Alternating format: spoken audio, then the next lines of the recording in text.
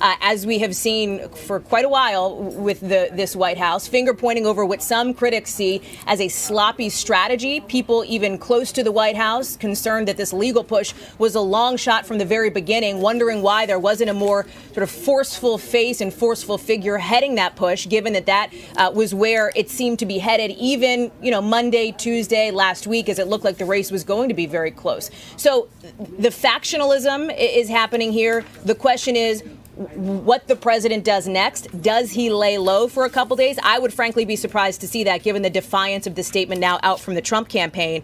I will say, too, as the transition now is upon us, we have, I believe, 74, if my math is right, 75 days until Inauguration Day. President Trump is still the president. And this transition is going to be very closely watched. It is possible that the president will try to shake things up. It has long been discussed, long been speculated that perhaps he would fire people like his defense secretary, Mark Esper. NBC News has reported that Secretary Esper has prepared a letter of resignation, according to 3 defense officials. There are questions of whether the president will try to use these last 2+ months in office to issue a series of executive orders, for example, trying to use the power that he still has on his way out the door, essentially, perhaps issue some pardons to people in his orbit. So it could be a turbulent couple of months until the middle of January, when President-elect Joe Biden will be sworn in just down Pennsylvania Avenue from where we are. The statement is highly troubling. Well, it is, and it is also completely of a piece with what he's been signaling. In August, he said, I will claim that there is fraud if I lose. And today he is claiming that there is fraud if he loses. I just want to mention that NBC News is not alone. We are not the only news organization to come to this conclusion based on the evidence, including the Associated Press and Fox News. So when the president talks about his media allies, or the Joe Biden's media allies, his media allies also have called this race. Can we just go? Let's show your work. Sure. Let's explain why it is that the NBC decision desk has come to this conclusion, and the states that are involved here. The irony is, he says beginning Monday. The lack of urgency, if there really is something, I don't mean that, and it was issued from the golf course. So I don't mean to say that sort of, I almost think that's an important, if there was seriousness to this, a belief in this, do you delay? My point is that it's clear this is political posturing. Let's get to the numbers, but in fairness, if he is within the threshold of a recount in one or more states, he is well within his rights, and there is nothing wrong with him pursuing that recount. If he believes there is fraud, he is well within his rights to prove it in court, and that process can go and can unfold. Yeah. But let me just remind you of something here. The problem he has, that the president has in order to do this. So he's going to pursue, let's take this, we got a Wisconsin recount that he wants to pursue. Pennsylvania recount, perhaps, and right now we are just above the threshold. It's a 0.5% in Pennsylvania. Right now it's just above the threshold. We actually expect Joe Biden's lead to continue to grow a little bit more. And then as the provisionals come in, it's possible that it goes back into the recount threshold inside of Pennsylvania, less than 0.5%. But we're talking 20,000 votes separating. That's the point we were making about Wisconsin. The best example, maybe 1,000, 1,500 votes can you find in a recount. Look at the Florida recount. You could argue maybe they found 1,000 at the end of the day. It was about a 1,200 or 1,300 vote lead that eventually got down to 537. To find 21,000 votes in Wisconsin, 30,000 votes there. Even the 6,000 votes or 8,000 votes that they would need out of Georgia in a recount there, let alone what would happen in Arizona. So the point is, when you start to look at this, Savannah, you held up a note. You go, would this be a 5-front war? The point is that that's it. And by the way, with also cross currents, you got to argue in one place to limit some ballots being counted in certain states because they help the president's case. But then in other states, he's going to want to expand the counting on that or expand provisionals, particularly in Arizona. I think you've explained it fairly well, but for Joe Biden right now, he is leading in all of the relevant battleground states except for North Carolina. But even if Pennsylvania were to somehow disappear, and obviously NBC News does not believe that to be the case, he still has a potential Georgia-Nevada track. Not only that. Or he has an Arizona-Nevada track.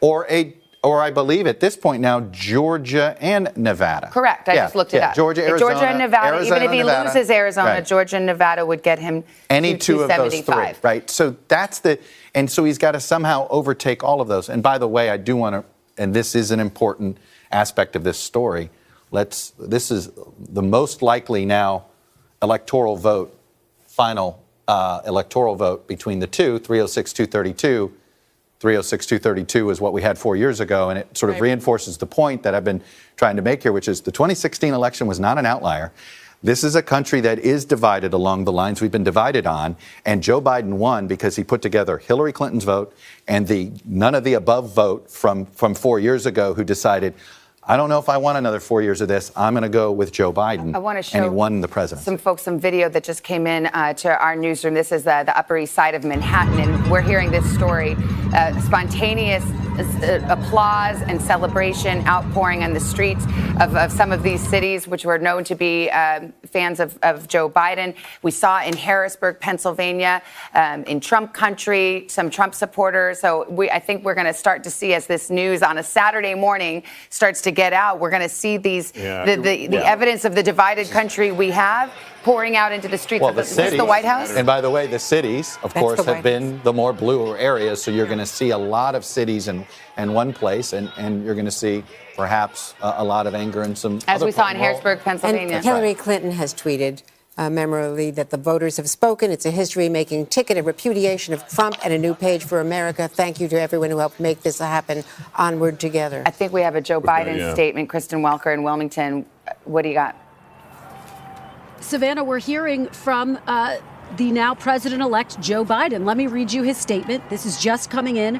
I am honored and humbled by the trust the American people have placed in me and in Vice President-elect Harris. In the face of unprecedented obstacles, a record number of Americans voted, proving once again that democracy beats deep in the heart of America. With the campaign over, it's time to put the anger and the harsh rhetoric behind us and come together as a nation. It's time for America to unite and to heal. We are the United States of America, and there's nothing we can't do if we do it together. So there you see again Joe Biden really stressing and calling for unity in this moment, acknowledging the fact that these results in these key battleground states were close, acknowledging that it is going to be up to him now to try to unify what is a deeply divided nation. In terms of the reaction that we're getting from President Trump, I think it bears reminding people and underscoring something that you said, Savannah, which is that this was not a surprise to the Biden campaign. They were prepared for this type of reaction from President Trump. In fact, they put out a statement yesterday, if I could just read that to remind people what their posture is. As we said on July 19th, the American people will decide this election, and the United States government is perfectly capable of escorting trespassers out of the White House. So to that point, defiance from the Biden campaign, from President-elect Joe Biden, who is clearly not going to be daunted by the comments of President Trump. In terms of those legal battles, the Biden campaign in the days leading up to this historic moment have called those legal challenges meritless. They've called them charades, and they say they have a team of lawyers ready to fight them. So it is significant, though, that we're getting our first reaction from Joe Biden himself as he prepares to take the mantle of president-elect. Savannah and Lester. Kristen Welker, thank you. As we look at that crowd at Black Lives Matter Plaza in Washington, D.C., near the White House. And again, you saw some of the images from New York. One person described it to me as very much like the saluting the medical heroes that was a part of the COVID response. People on balconies and out of their windows celebrating. Again, these are images coming from obviously two very blue parts of this country, but a lot of passions in the streets right now. Let's go to Michael Beschloss. We need a historian at a moment like this. And Michael, take a step back, will you? You're the historian. We're the journalists. We live in the moment. You live in over the course of time. How do you reflect on what has just unfolded? Well, the first thing, Savannah, that occurs to me is this. Philadelphia spoke in 1787. We got a constitution and a country. Philadelphia spoke in 2020, and we've got a new president of the United States. In a way, it's really circular. And that theme of healing and unity that all of you have been talking about this morning is absolutely central. The founders always wanted us all to fight over policies. They felt that was the way of having the best country because they didn't want the United States to be like England, where all the policies were made by the king. But at the same time, they wanted us to fight over policies and over who would be a president of the United States, for instance. But at the end of the day, they wanted compromise, they wanted civility, they wanted conciliation. And, Gerald Ford's memoirs were called A Time to Heal. I think that's a perfect word for this moment. This moment could not be more of a time to heal for the United States of America. It is just after 12 o'clock here on the East Coast. If you're just joining us, there's the headline at the bottom of your screen. President-elect Joe Biden. NBC is projecting that Joe Biden will be the next president of the United States. And you see some of the reaction there. I want to bring in, if I can, David Plouffe into the conversation, who was campaign manager for President Obama.